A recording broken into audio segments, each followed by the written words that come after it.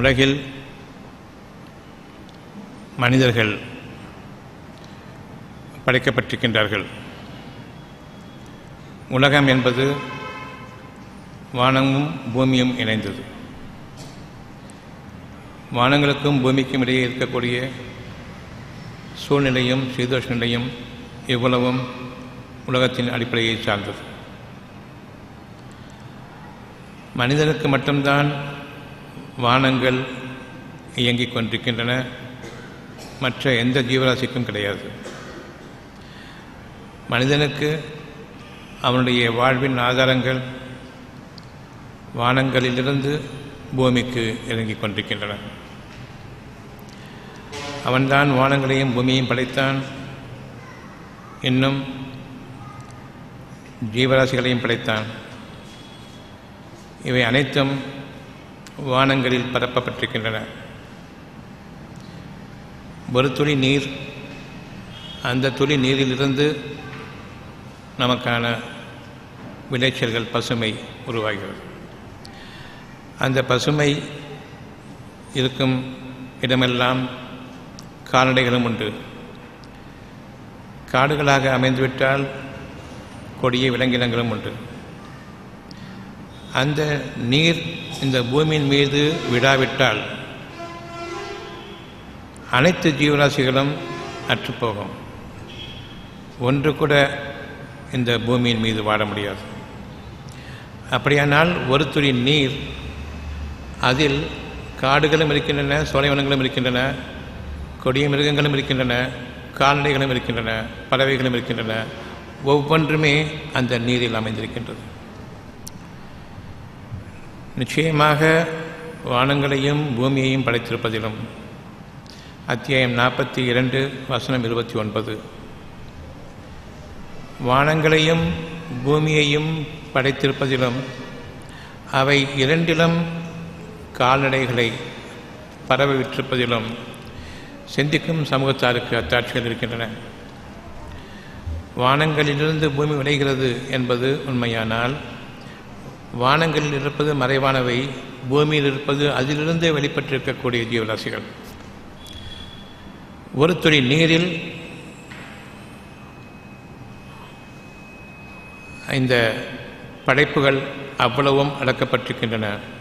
தாவரங்களும் சோலைவனங்களும் காடுகளும் பறவைகளும் கால்நடைகளும் இன்னும் கொடிய விலங்குகளும் எதுவாக இருந்தாலும் சரி, அந்த ஒரு துளி நீர், அந்த துளி நீர் காற்றாக இருக்கும் பொழுது அதில் இருக்கக்கூடிய அவ்வளவும் காற்றாக அமைந்திருக்கின்றது தவிர அது மறையப்படவில்லை.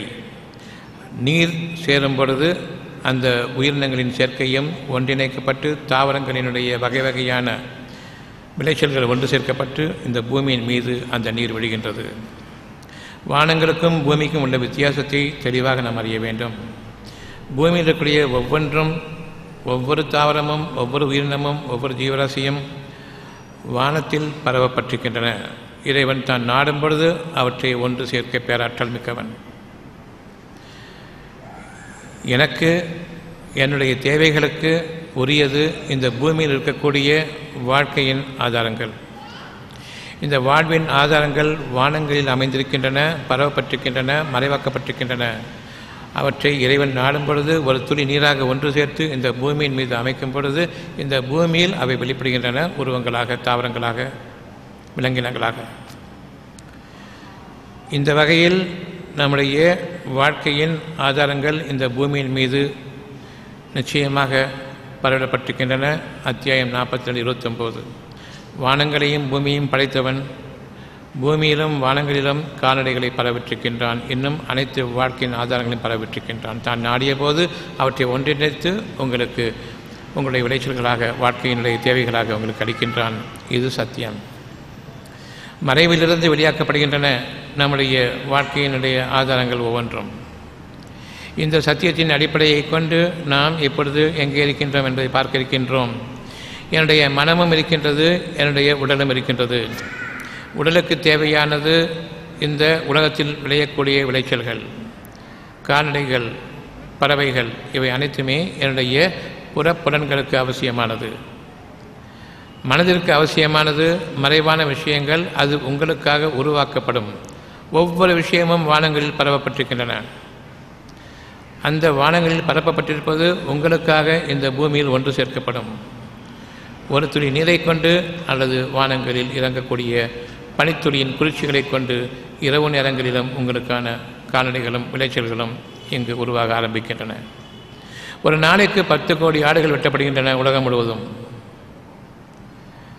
எங்கிருந்து அதனுடைய விளைச்சல்கள் பெருகுகின்றன? ஒவ்வொரு நாளும் 10 கோடி ஆடுகள் வெட்டப்படுகின்றன. எங்கிருந்து அதனுடைய விளைச்சல்கள்? இவர்கள் அந்த கால்நடைகளை இனம் சேர்த்து பிறகு அதிலிருந்து குட்டி போட்டு பிறகு வளர்ந்து 3 வருடங்களுக்கு பிறகு கொண்டு வருகின்றார்களா? அல்லது இந்த பூமியில் அவை விளைந்து கொண்டிருப்பது மட்டும்தான் சாத்தியம்? ஒரு நாளைக்கு 10 கோடி ஆடுகள் என்னவாகும்? மனிதர்களை ஒரு நாளைக்கு 10 கோடி மனிதர்களை வெட்டுங்கள், என்ன நிலை? ஒரு மாதம் கூட தாங்காது.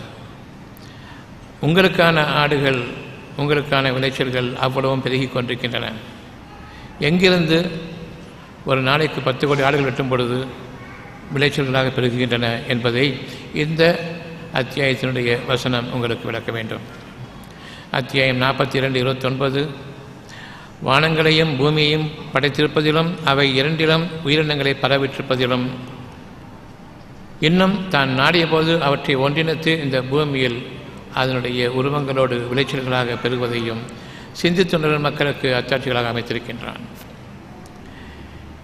என்னுடைய உடல் தேவைகளுக்கு இவை அனைத்தும் அவசியம். என்னுடைய மனம் இப்பொழுது அதனுடைய பகுதி என்ன? அரூபமானது. மனதில் இருக்கக்கூடிய ஒவ்வொன்றும் இனிதான் வானங்களில் கூட்டுச் சேர்க்கையாக அமைக்கப்பட்டு பின்னர் அது பனித்துளிகளாகவோ இரவின் நேரங்களில் அல்லது மழைத்துளிகளாகவோ பகலின் நேரங்களில் அல்லது இரவிலும் பகலிலும் மாறி மாறி வீசக்கூடிய அந்த காற்றுகளின் மூலமாக அவை இந்த பூமியில் உருவாக்கப்படுகின்றன, விளைவிக்கப்படுகின்றன. என்னுடைய மனம் விரும்பக்கூடியது அவ்வளவும் வாழ்க்கையின் ஆதாரங்களாக வானங்களில் அமைக்கப்பட்டிருக்கின்றது. நான் விரும்பும் ஒவ்வொன்றும் இறைவனுடைய அனுமதியாக வானங்களில் அவை எங்கு பரப்பப்பட்டிருந்தாலும் ஒன்றிணையக்கூடிய அந்த ஆற்றலை பெற்றிருக்கின்றது. அத்தியாயம் 51:22 உங்கள் வாழ்க்கைக்கான ஆதாரங்கள் அவ்வளவும் வானங்களில் பரவிடப்பட்டிருக்கின்றன. உங்களுடைய வாழ்க்கையினுடைய தேவைகள் அனைத்தும், நீங்கள் விரும்பக்கூடியவை அனைத்தும் பரவலாக்கப்பட்டிருக்கின்றன, மறைவாக்கப்பட்டிருக்கின்றன. உங்கள் கண்களுக்கு புறப்படுவது அவை ஒன்றிணைக்கப்பட்ட பிறகு புறப்படுமே தவிர அது பரவலாக்கப்பட்டிருக்கும் பொழுது நிச்சயமாக உங்கள் கண்களுக்கு புறப்படாது. உங்களுடைய இதயங்களின் பக்கம் நீங்கள் திரும்புவீர்களானால் உங்களுடைய ஒவ்வொரு வாழ்க்கையினுடைய ஒவ்வொரு அம்சமும் அந்த இருதயத்தில் மறைவான தேவையாக அமைக்கப்பட்டிருக்கின்றன. என்னுடைய வாழ்நாள் முழுமைக்கும் எனக்கு உணவு அவசியம். அந்த உணவுக்கு குறைச்சல்கள் இருக்கக்கூடாது. அந்த உணவுக்கு பாதகங்கள் இருக்கக்கூடாது. அந்த உணவுக்கு தரித்திரம் ஏற்படக்கூடாது. இவை அனைத்தையும் நம்முடைய இருதயத்தில் நாம் கொண்டிருக்கின்றோம். எனக்கோ என் குடும்பத்தினருக்கோ என் சமுதாயத்தினருக்கோ எந்த நாளிலும் பஞ்சம் வரக்கூடாது. உங்களுடைய இருதயத்தில் அமைக்கப்பட்டிருக்கின்றது. இதனை யார் நம்புகின்றார்களோ, வேண்டும் என்ற வேண்டுதலை கொண்டு நம்புகின்றார்களோ, வேண்டுமா வேண்டாமா என்று கேட்கும் பொழுது வேண்டும். அந்த வேண்டும் என்பது உங்களுடைய விருப்பமாக இருக்கின்றது. அந்த விருப்பம் உங்களுடைய உள்ளத்தில் அமைக்கப்பட்டிருக்கின்றது. இந்த விருப்பத்தை எந்த அளவுக்கு உள்ளத்தின் தூய்மையோடு நான் விரும்புகின்றேனோ வேண்டுகின்றேனோ அந்த தூய்மைக்கு ஏற்றவாறு வானங்களில் அவை ஒன்று கூட்டப்பட்டு குளிர்ச்சியும் மழையும் நீரும் இறங்கும் பொழுது ஒவ்வொரு தேவையும் உங்கள் கண் முன்பாக இறக்கப்படுகின்றன. ஒரு மழை பெய்தால் எத்தனையோ பறவைகள் பறக்கின்றன. ஒரு குளிர்ச்சி ஏற்பட்டால் கூட்டமாக பறவைகள் பறக்கின்றன. வண்ணத்து பூச்சிகளும் பறக்கின்றன. எங்கிருந்து வந்தது? உங்களுடைய ஒரு எண்ணத்தின் காரணமாக உங்களுடைய இறைவன் வானங்களிலிருந்து உருவங்களாக பறவைகளாகவும் தாவரங்களாகவும் விலங்குகளாகவும் இறக்கி வைக்கின்றான். இந்த சத்தியத்தை நாம் மறக்கக்கூடாது. இந்த உலகத்தில் நாம் நம்முடைய இறைவனுடைய அனுமதியை கொண்டு மட்டும்தான் வாழ வேண்டும் என்று உங்களுடைய விருப்பம் இருக்குமானால் நிச்சயமாக உள்ளத்தை தூய்மையாக்கிக் கொள்ளுங்கள். நம்முடைய மனதில் எதுவும் இருக்கலாம், நாம் தானே சம்பாதிக்கின்றோம் என்று, நாம் தானே நம்முடைய கைகளும் கால்களையும் கொண்டு நம்முடைய மூளையை கொண்டு உபயோகித்து நம்முடைய வாழ்க்கை வசதிகளை உருவாக்கி கொண்டிருக்கின்றோம் என்று நீங்கள் எண்ணலாம். உதாரணமாக உங்களுடைய விவசாயிகள் பயிர்களை விளைவிக்கின்றார்கள் என்று நீங்கள் நம்பலாம்.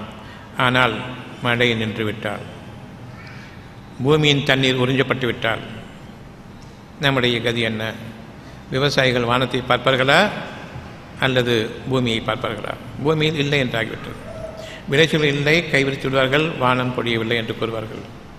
அப்படியானால் வானங்களிலிருந்து பொழியக்கூடியது தான் உங்களுடைய விளைச்சலை தவிர, விவசாயிகள் நாற்று நட்டுறாங்க, அதுக்கப்புறமா தண்ணி பாய்ச்சுறாங்க, அதுக்கப்புறமா கதிர்களை அறுவடை செய்கிறாங்க. இதெல்லாம் உங்களுடைய கற்பனையான எண்ணம். மழை என்ற ஒன்று இல்லை என்றால் இந்த பூமி இறந்துவிட்டது. நாமும் இந்த பூமியில் வாழ முடியாது. நம்பிக்கை கொள்வோர் உள்ளட்சத்தோடு நம்பிக்கை கொள்ளட்டும். இதற்கிடையில் விவசாயிகளை நாம் உயர்த்துகின்றோம், உயர்வாக பேசுகின்றோம். அவர்களும் நாங்கள் தான் இந்த உலகத்திற்கு உணவளிக்கின்றோம் என்று எண்ணிக்கொண்டிருக்கின்றார்கள். யார் அவ்விதமாக புகழப்பட்டு அந்த புகழ்ச்சியை தனக்கு ஏற்றுக்கொண்டு தாங்கள் தான் உலகத்திற்கு உணவளிக்கின்றோம் என்று கூறுகின்றார்களோ அந்த விவசாயிகள் எலும்பும் தோலுமாக இருப்பார்கள். அவர்களுக்கு ஒரு உடை கூட கிடையாது. காரணம், இணை வைக்கக்கூடிய அசுத்தமான அந்த எண்ணம். நான் தான் உணவை படைக்கின்றேன். இறைவன் கூறுகின்றான், அதன் வித்துக்களை உருவாக்கியது நீங்கள் அல்ல. மண்ணிலிருந்து அதன் வித்துக்களை ஒன்றிணைத்து அது ஒரு வித்தாக அமைத்தது நீங்கள் அல்ல. பூமியின் ஆழத்தில் இருக்கக்கூடிய சிறு வித்தும் உலர்ந்ததும் பசுமையானதும் அவனுடைய ஏற்றில் இல்லாமல் இல்லை. நீங்கள் எதுவுமே செய்ய வேண்டாம். புற்புண்டுகள் உங்களுடைய தரை ஓரங்களில் பிளாட்ஃபாரங்களில் முளைக்கின்றன. நாளை இந்த நாள் மழை பெய்து விட்டால் அதை விவசாயிகள் முளைத்தார்களா? நீங்கள் விவசாயிகள் தான் எங்களுக்கு உணவளிக்க என்று சொல்லியின் காரணமாக அதை தடுத்து கொண்டான் இறைவன். நீங்கள் உங்களுடைய விவசாயத்தை கொண்டு விளைவித்துக் கொள்ளுங்கள். அந்த விளைச்சலில் நிச்சயமாக உயிரோட்டம் கிடையாது. உயிருக்கு பாதகமான அவ்வளவும் உண்டு. மனிதனுக்குரியதாக அது அமையாது. பூச்சிகளுக்கும் புழுக்களுக்கும் உள்ளதாக அமையும். அந்த பூச்சிகளும் புழுக்களும் அதை பற்றும். அது விஷத்தன்மை வாய்ந்தது. நீங்கள் உங்களுடைய பயிர்களை விளைவிக்கின்றீர்களே, அந்த உழுதுபட்ட நிலங்களை நீங்கள் பார்ப்பீர்களானால் அந்த தண்ணீரோடு பாம்புகளும் கலந்திருக்கும். விஷத்தன்மை கொண்டதற்கு விஷத்தன்மை தான் உண்டு. உங்களுடைய உள்ளத்தை நீங்கள் தூய்மையாக்கும் பொழுது உங்களுடைய உணவு தூய்மையாகும். வானங்களிலிருந்து தாரை தாரையாக மழை பெய்யும். அந்த மழையில் தூய்மையும் உயிரோட்டமும் இருக்குமே தவிர உயிருக்கு பாதகமான இறந்துவிட்ட தன்மையை போன்ற நீர், ஜடமான ஒரு நீர், கடுப்பான ஒரு நீர், அதிலிருந்து விளையக்கூடிய அந்த பயிர்களுக்கு புழுக்களுக்கும் பூச்சிகளும் தான் பற்றுமே தவிர மனிதர்களுக்கு ஆகாது என்பது தெளிவாக அறிவிக்கக்கூடிய அந்த நிகழ்வையும் நாம் பார்க்கின்றோம். ஒவ்வொன்றும் உங்களுடைய உள்ளத்தின் தூய்மைக்கேற்ப வானங்களிலிருந்து இறங்குகின்றது என்பதை அறிந்து கொள்ளுங்கள். ஒரு பாம்பு இருக்குமானால் என்னுடைய குணத்திற்கு அந்த பாம்பு இறங்குகின்றது. ஒரு தேள், ஒரு பூரான், ஒரு புலி, ஒரு சிங்கம், ஒரு கரடி, கொடிய விலங்குகள் அனைத்தும் உங்களுக்கு ஆகாது என்று இறைவன் அறிவித்திருக்கின்றான். வீடுகளில் வாழக்கூடிய அந்த மிருகங்கள் உங்களுக்கு ஆகமானவை கால்நடைகள். உங்களுக்கு அழகாக அமைத்திருக்கின்றான். பறவைகளை உங்களுக்கு அழகாக அமைத்திருக்கின்றான். கொடிய விலங்குகள் உங்களுக்கு ஆகாது என்று அறிவித்திருக்கின்றான்.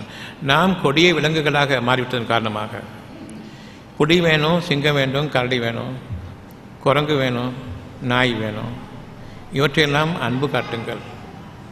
மனிதர்கள் மீது வெட்டுங்கள், கொள்ளுங்கள். இவர்கள் மிருக ஜாதிகளாக மாறிவிட்டார்கள்.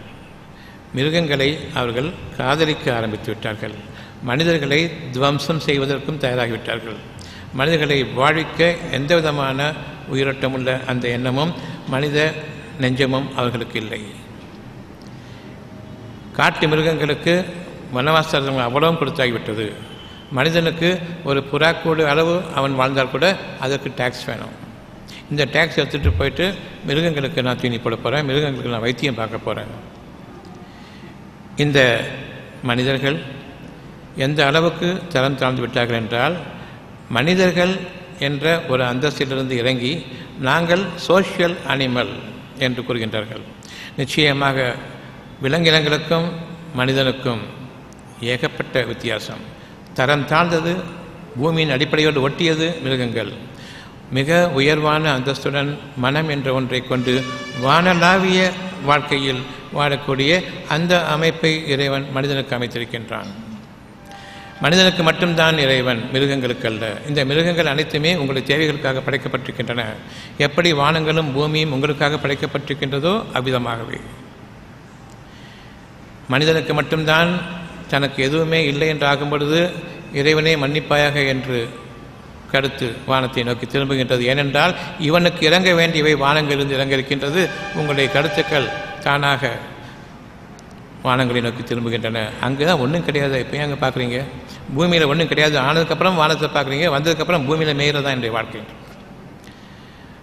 எந்த நேரமும் உங்களுடைய உள்ளம் உங்களுக்காக படைக்க இருக்கக்கூடிய, உங்களுடைய அடிமையாக அமைத்திருக்கக்கூடிய வானங்களின் பக்கம் திரும்பி இருக்கட்டும். உங்களுடைய கட்டளை அதன் மீது இருக்கட்டும். உங்களுடைய உள்ளத்தை தூய்மையாக்கிக் கொள்ளுங்கள். அது உங்களிடம் இருந்து அல்ல, இறைவனுடைய நாட்டப்படி அது ஒன்று சேர்க்கப்பட்டு இந்த பூமியில் விளைச்சலாக ஆக்கப்படும். சிந்தித்து உணர்வோருக்கு இதில் மறுப்பதற்கு எதுவும் இல்லை. அப்படி மறுக்கக்கூடிய நிலை இருக்குமானால் பஞ்சமும் பட்டினியும் வரும்பொழுது உங்களுடைய தலை மேலே உயர்வதை பாருங்கள். அங்கு வெறிச்சோடி கிடக்கக்கூடிய வானம், இங்கு ஏன் மேகங்கள் இல்லை, ஏன் மழை இல்லை, மழை வேண்டும் என்று நீங்கள் அதை பார்த்து கூறும்பொழுது, வேண்டும் என்று நீங்கள் எங்கு விரும்புகின்றீர்கள், எங்கு உங்களுடைய இறைவனுடைய ஆதிக்கம் இருக்கின்றது. அவை ஒவ்வொன்றும், படைக்கப்பட்ட ஒவ்வொன்றும் யாரோடு நான் இணைந்திருக்கின்றேன் என்பதை கவனிக்கின்றது. இங்கு இறைவனுடைய ஆமோதித்தல் இருக்கும் பொழுது அவை ஒன்று கூடுகின்றன. இறைவனுடைய நெருக்கத்தோடும் படைப்பானுடைய அனுகிரகத்தோடும் உங்களுக்காக உங்களுடைய இருதயங்களில் உங்களுடைய எண்ணங்கள் தேவைகளாக, அழகான விருப்பங்களாக அமைக்கப்படுகின்றன. உறுதியாக அறிந்து கொள்ளுங்கள், உங்களுடைய இறை உணர்வாக இறைவனிடமிருந்துள்ள ஒரு நற்செய்தியாக உங்களுக்கு அமைக்கப்படுகின்றது. உங்களுடைய வாழ்க்கையின் ஆதாரங்களும் நீங்கள் வாக்களிக்கப்பட்டவையும் வானங்களில் இருக்கின்றன. பூமியில் அங்கிருந்து உங்களுக்காக விளைச்சல்களாக உருவாகி இருக்கின்றது. பூமியை ஆடு மாடுகளைப் போன்று இருக்கக்கூடிய பயிர்களை மேய்ந்து கொண்டிருக்காதீர்கள். இங்கு இருப்பது இருந்தாலும் வானங்களில் இருந்து நீங்கள் விரும்புங்கள். இறைவன் நாடினால் உங்களுக்கு இருக்கக்கூடிய இந்த விளைச்சல்களை ஒரே ஒரு மழையில் அவற்றை மூழ்கடித்து அவற்றை நீக்கிவிடுவான். அவ்வாறு இல்லை என்றால் பூமியில் தண்ணீர் உறிஞ்சப்பட்டு கதிர்களாக உருவாகக்கூடிய நிலையில் அவை பட்டு போகப்படி செய்திருப்பான். நிச்சயமாக இறைவன் சகலவற்றின் மீது ஆற்றல் மிக்கவன். அங்கிருந்து இறங்குகின்றது, இதனை அடிப்பதும் அங்கிருந்து இறங்குகின்றது. உங்களுக்கான தேவைகளை உங்களுடைய வாழ்வாதாரங்களுக்காக விளைச்சல்களாக பெருக்குவதும் வானங்களில் இருந்து இறங்கிக் கொண்டிருக்கின்றது என்பதை அறியுங்கள். பல சூழ்நிலைகளில் விலைவாசி ஏறி போய்விட்டது என்று கூறுவீர்கள். ஆனால் மழை இருக்காது. கொஞ்ச காலத்தில் விலைவாசிகள் கீழே இறங்கிவிடும். அமோக விளைச்சல்கள் இருக்கும். எங்கிருந்து வந்தது என்று தெரியாது. மழை பெய்யவில்லை, வானங்களில் இருந்து இறங்குகின்றது. நீங்கள் அறிந்து வைத்திருப்பதிலும் இருக்கிறது எவ்விதமாக பயிர்கள் முளைக்கின்றன என்பது, நீங்கள் அறியாதவற்றிலிருந்து விளைக்கிறது எவ்விதமாக பயிர்கள் முளைக்கின்றன என்பது. இறைவன் சகலவற்றின் மீதும் ஆற்றல் மிக்கவன் என்பதை நாம் இப்பொழுது உணர வேண்டும். உங்களுக்கான ஒரு நற்செய்தி இப்பொழுது அறிவிக்கப்படுகின்றது. எந்த நாளும் எந்த சூழ்நிலையிலும் உங்களுக்கும் உங்கள் குடும்பத்தினருக்கும் வரக்கூடிய சமுதாயத்தினருடைய வம்சங்களுக்கும் பஞ்சம் பட்டினி கூடாது என்று இது சமுதாயத்திற்கான தேவையாக உங்களுக்கு அறிவிக்கப்பட்டிருக்கின்றது. நாம் அதனை அவ்விதமாக ஏற்றுக்கொண்டேன் என் இறைவனே, எங்களுடைய சமுதாயத்திற்கும் எங்களுடைய வம்சங்களுக்கும் வரக்கூடிய மனிதர்களுக்கும் மக்கள் கூட்டத்தினருக்கும் பஞ்சமும் பட்டினியும் வேண்டாம் என்பதை இன்று எங்களுடைய பிரார்த்தனையாக ஏற்றுக்கொள் என்று நாம் கூறுவதில்லை. உங்களுக்கும் கூட தனியே முறையே நீங்கள் கூறுவதில்லை. காரணம், ஒளிமிக்க வேத ஞானம் இல்லை. எங்கிருந்து உங்களுடைய வாழ்வின் ஆதாரங்கள் இறங்குகின்றன, உங்களுடைய தேவைகள் எங்கிருந்து நிறைவேறுகின்றன என்பதை நாம் கவனித்தும் பாராதவர்களாக இருக்கின்றோம். அந்த ஒளிமிக்க ஞானம் நம்மை அந்த இறைவனுடைய பாக்கியங்களாக அமைக்கப்பட்டக்கூடிய வானங்களின் நடுவில் திருப்பப்படவில்லை. ஆகவே நாம் அறியாதவர்களாக இருக்கின்றோம். இன்று வரையில் நாம் அதை பற்றி கவனியாமல் இருந்ததற்கு இறைவன் குற்றம் பிடிக்க மாட்டான். தெளிவாக இன்று அறிவிக்கப்பட்டிருக்கும் பொழுது இப்பொழுது நாம் அதை பற்றி பராமுகமாக இருப்பமையானால், அலட்சியமாக இருப்பமையானால் நிச்சயமாக இது குறித்து நம்மை குற்றம் பிடிப்பான். உங்களுக்காகவும் உங்களுடைய சமுதாயத்தினருக்காகவும் நிச்சயமாக இறைவன் உங்களுடைய தேவைகளை உங்களுக்கு ஒவ்வொருவருடைய உள்ளத்திலும் அறிவித்திருக்கின்றான். உங்களுக்கு பணம் வேண்டுமா, உங்களுக்கு உணவு வேண்டுமா? தெளிவான மனநிலையில் உள்ளவர்கள் எனக்கு உணவு வேண்டும் என்று கூறுவார்கள். பெருமை கொண்டவர்கள் பணம் வேண்டும் என்று கூறுவார்கள். பணத்தை கொடுத்தாகிவிட்டது, உணவு உங்களுக்கு இல்லை என்று ஆகிவிட்டது. சூழ்நிலைகளை பார்த்திருக்கின்றீர்கள். ஒன்று விளைச்சல் கிடையாது, விளைச்சல் இருந்தாலும் அது மனிதனுக்குரியதாக இருக்காது, விஷத்தன்மை வாய்ந்ததாக இருக்கும். இன்னும் குப்பைகள் எல்லாம் கொட்டி அந்த குப்பையின் ரசத்திலிருந்து அது வளரக்கூடியதாக இருக்கும். இவ்வளவும் இருந்தும் வயிற்றுக்கு ஏற்றுக்கொள்ளாது. ஏதோ கடனுக்காக நான் சாப்பிட்டுக் கொண்டிருப்பேன், அதில் நோய்கள் பெருகும். இப்பொழுது இறைவன் கேட்கின்றான், என்னுடைய அனுகிரகமும் என்னுடைய மன்னிப்பும் என்னுடைய அருளும் கொண்டு உங்களுக்கு உணவு வேண்டுமா, அல்லது பணத்தை கொண்டு நீங்கள் உணவை தயாரித்துக் கொள்வீர்களா? இப்போ எல்லாமே பிளாஸ்டிக் உணவு தான். ஆப்பிள் வேணுமா பிளாஸ்டிக்கில் சாப்பிடுங்க, வாழைப்பழம் வேணுமா பிளாஸ்டிக்கில் சாப்பிடுங்க, உணவு வேணுமா பிளாஸ்டிக்கில் சாப்பிடுங்க. நாளைக்கு அதனையும் நீங்கள் உட்கொள்ள வேண்டிய நிலை வரும். அதற்கு ஏற்றாற்போல் உங்களுடைய ஜீரண உறுப்புகளும் மாறிவிடும். ஒரு காலம் நாம் மனிதனாக இருக்க முடியாது. ஜடங்களாக வாழக்கூடிய, பிணங்களாக வாழக்கூடிய, எந்த உயிரோட்டமும் இல்லாத விரக்தியுடன் வாழக்கூடிய அந்த மக்களாக நாம் வாழ்ந்து கொண்டிருப்போம். இன்று உங்களுடைய உள்ளத்தின் பக்கம் நீங்கள் திரும்ப வேண்டும். அந்த உள்ளத்தை நீங்கள் தூய்மையாக்கிக் கொள்ளுங்கள். உங்களுடைய இறைவன் உங்களுடைய உள்ளத்தை இப்பொழுது கவனிக்கின்றான். உணவு வேண்டுமா, பணம் வேண்டுமா? பணம் வேண்டும். பிறகு பணத்திற்கு என்ன செய்ய வேண்டும்? வேலை செய்ய வேண்டும். வேலைக்கு என்ன வேண்டும்? படிப்பு வேண்டும். படிப்புக்கு என்ன வேண்டும்? பணம் வேண்டும். பிறகு உங்களுடைய உணவுக்கு தெரியாது, வழி இல்லை. வேலை கிடைத்தால்தான் உணவு. ஆனால் உணவை நான் படைத்திருக்கின்றேன். 10 பைசா கொடுத்தா உணவு வருதுன்னு சொன்னால், அந்த 10 பைசா கொடுக்குறேன்னு சொன்னால் அந்த உணவு காண போயிடுமா? இங்கே இருக்கக்கூடிய ஒரு 10 பேருக்கு கையில் காசு இல்லைன்னு வச்சுக்கிடுவோம். உணவை கொடுக்க மாட்டேன் என்று கூறுகிறார்கள். அந்த 10 பேருக்கு நாம் அவர்களுக்கு காசை கொடுத்து உணவு வாங்கிக் கொள்கின்றால் உணவு வருகின்றது. பணத்திற்கு உணவு வருகின்றதா? உங்களுடைய குணத்திற்காக இறைவன் வானங்களிலிருந்து இறக்குகின்றான உணவை. சென்னையில் வெள்ளம் ஏற்பட்ட போது இடுப்பளவு நீர், இவர் பூமியில் வாட்டர்லாம் நீக்கலை, வாட்டர் அண்ட் சூரேஜ் போர்டு வேலை செய்யலை, அவர்கள் இந்த தண்ணியெல்லாம் வெளியேற்றலைன்னு கம்ப்ளைண்ட். நெஞ்சளவுக்கு வந்த பிறகு கம்ப்ளைண்ட் போயிடுச்சு. யார் மேலேயும் கம்ப்ளைண்ட் கிடையாது இப்போ. ஏன்னா ஒன்றும் செய்ய முடியாதுன்னு தெரியுது. வாயளவுக்கு தண்ணி வந்துருச்சு. இப்போ தான் இறைவனேன்னு திரும்பலாம்.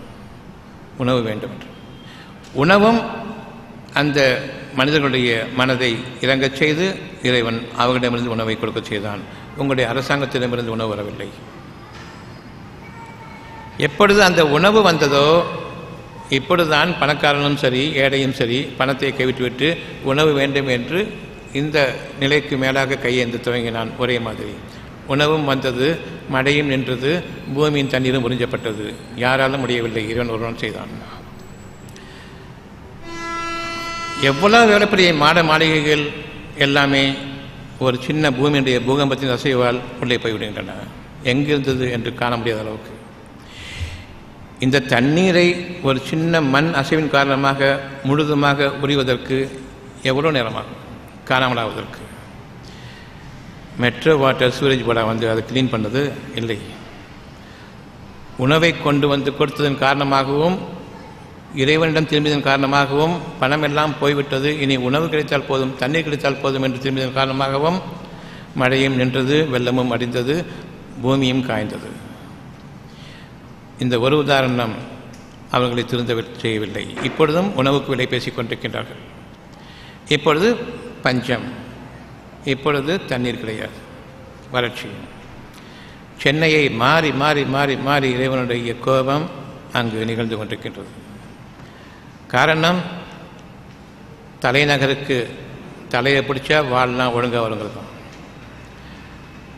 இறைவனுடைய ஒரு மாபெரும் ஆற்றல் நம்முடைய புறத்திலும் சுற்றிலும் அகத்திலும் நிரப்பமாக அவனுடைய எச்சரிக்கையும் நல்லுபதேசமும் நற்செய்திகளும் இறங்கிக் கொண்டிருக்கின்றன.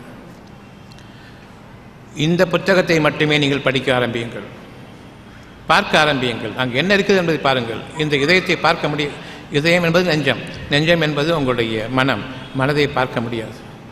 ஆனால் அங்கு அவ்வளவு விசேஷமான எண்ணங்கள் வாழ்க்கை முழுமைக்கும் தேவையான அவ்வளவும் அங்கு நிரப்பமாக இருக்கின்றன. நீங்களும் உங்கள் குடும்பத்தினரும் நோய் நொடியற்ற ஆரோக்கியமான மன அமைதியான வாழ்க்கை வாழ ஆசையா? நாட்பட்ட தீராத நோய்களிலிருந்து மருந்து மாத்திரை ஊசி இல்லாமல் குணமடைய ஆவலா? அப்படியானால் இன்றே வாங்கி படியுங்கள். டாக்டர் பஸ்லூர் ரஹ்மான் அவர்கள் எழுதிய உடல் நலம் மனநலம் காத்து ஆரோக்கிய வாழ்க்கைக்கான முத்தான 15 மருத்துவ களஞ்சியம். அருமையான புத்தகங்கள் இதோ. எளிமையான முறையில் அக்குபஞ்சர் கற்றுக்கொள்ள உதவும் அருமையான புத்தகம் புதிய அக்குபஞ்சர் உங்களுக்காக. ஆசிரியர் டாக்டர் பஸ்லூர் ரஹ்மான் அவர்கள்.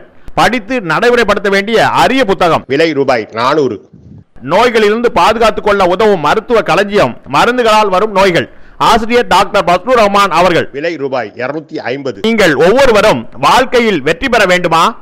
நீங்கள் வாங்கி படிக்க வேண்டிய, உங்கள் வாழ்க்கையில் கடைபிடிக்க வேண்டிய அருமையான தொகுப்பு டாக்டர் பஸ்லூர் ரஹ்மான் அவர்கள் எழுதிய வெற்றிக்கு மேல் வெற்றி. விலை ரூபாய் 350. நோய் நொடியற்ற வாழ்க்கைக்கு உதவும் பயனுள்ள மருத்துவ கதைகள் பாகம் 1. ஆசிரியர் டாக்டர் பஸ்லூர் ரஹ்மான் அவர்கள். ரூபாய் 250. பெண்களே உங்களுக்காக. நிச்சயமாக ஆண்களுக்கும் எண்ணற்ற ஆண் பெண் இருபாலருக்கும் ஏற்படும் மருத்துவ கேள்விகளுக்கு விடை காண, மேலும் பெண் குழந்தைகள் பிறந்தது முதல் அவர்களுக்கு மனமாகி குழந்தைகள் பிறக்கும் வரை ஏற்படும் அனைத்து விதமான சந்தேகங்களுக்கு தீர்வு காண உதவும் மருத்துவ பொக்கிஷமான இப்புத்தகம் நீங்களும் படித்து உங்கள் வருங்கால சந்ததிகளுக்காக பாதுகாத்து வைக்க வேண்டிய மருத்துவ களஞ்சியம். பெண்களே உங்களுக்காக, நிச்சயமாக ஆண்களுக்கும். ஆசிரியர் டாக்டர் பஸ்லூர் ரஹ்மான் அவர்கள். விலை ரூபாய் 250. டாக்டர் பஸ்லூர் ரஹ்மான் அவர்கள் எழுதிய இறைவழியில் இனிய சுகப்பிரசவம். விலை ரூபாய் 400. டாக்டர் பஸ்லூர் ரஹ்மான் அவர்கள் எழுதிய நோய் நொடியற்ற வாழ்க்கைக்கு உதவும் மருத்துவ கட்டுரைகள் பாகம் 2. விலை ரூபாய் 250. மருந்து மாத்திரை ஊசி இல்லாமல் நோய்களிலிருந்து தப்பிப்பதற்கும் ஒவ்வொரு குடும்பத்திலும் இருக்க வேண்டிய அருமையான புத்தகம் தான் நீங்களும் அக்குபஞ்சர் டாக்டராங்கள். விலை ரூபாய் 250. வாழ வழிகாட்டும் அற்புதமான புத்தகம் தான் டாக்டர் பஸ்லூர் ரஹ்மான் அவர்கள் எழுதிய இறைவழி மருத்துவம் பயனளிக்க இறைவனை பிரார்த்திப்பது எப்படி. விலை ரூபாய் 250. இறைவழி மருத்துவம் பாகம் 1. ஆசிரியர் டாக்டர் பஸ்லூர் ரஹ்மான் அவர்கள். விலை ரூபாய் 200. இறைவழி மருத்துவம் பாகம் 2. ஆசிரியர் டாக்டர் பஸ்லூர் ரஹ்மான் அவர்கள். விலை ரூபாய் 250. பிபி டயபெட்டிஸ் நோயாளிகளே உங்கள் நலனுக்காக. மேலும் டயபெட்டிஸ் பிபி பற்றி இன்னும் அறிந்து கொள்ள, நமக்கும் நம் சந்ததிகளுக்கும் டயபெட்டிஸ் பிபி நோய் வராமல் காத்துக்கொள்ள உதவும் அற்புத நூல்தான் டாக்டர் பஸ்லூர் ரஹ்மான் அவர்கள் எழுதிய பிபி டயபெட்டிஸ் நோயாளிகளே உங்கள் நலனுக்காக. ஒவ்வொரு வீடுகளிலும் அவசியம் இருக்க வேண்டிய நூல்தான் பிபி டயபெட்டிஸ் நோயாளிகளே உங்கள் நலனுக்காக. விலை ரூபாய் 250. டாக்டர் பஸ்லூர் ரஹ்மான் அவர்கள் எழுதிய எப்படி கற்றோம். விலை ரூபாய் 350. மேற்கண்ட 15 புத்தகங்களை வாங்க தொடர்பு கொள்ளுங்கள். Health time publication, Chennai. Cell number 9840498898 மற்றும் 87784477788.